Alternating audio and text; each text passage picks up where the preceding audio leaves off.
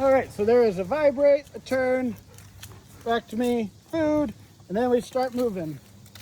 Still trying to get him used to that vibration, but we've been getting a lot of good recall opportunities of he runs one way, he feels the vibrate, runs back.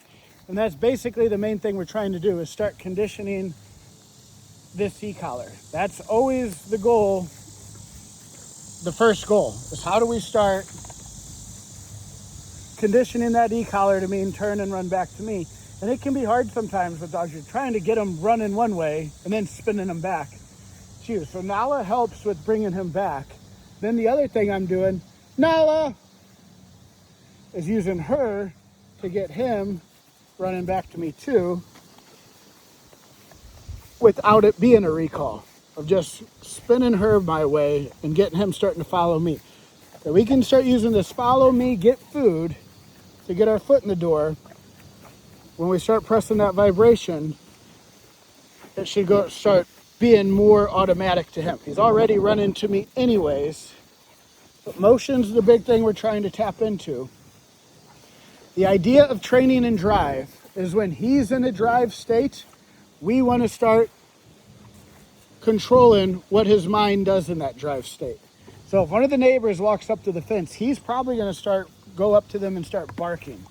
If we want to be able to call him off of that, we need to start practicing this recall in a drive state. So the whole point of week 1 is, how do we get you moving? How do we start getting speed and drive working for us? And then start pairing that vibration in a drive state to mean come and run back to me. So we got to get him moving, press the vibrate, get him back to me. So most of the time it's get him running one way and then get Nala running back to me, and then pay food until that starts becoming more of a habit. But we're getting our opportunities. That's the big one. Some dogs, you don't even really get any recall opportunities the first week. You don't get any speed. Oh, he goes that way, barking at that neighbor. I take off, back to me, food. See if we'll do it again. I take off. Woo! So vibrate, back to me.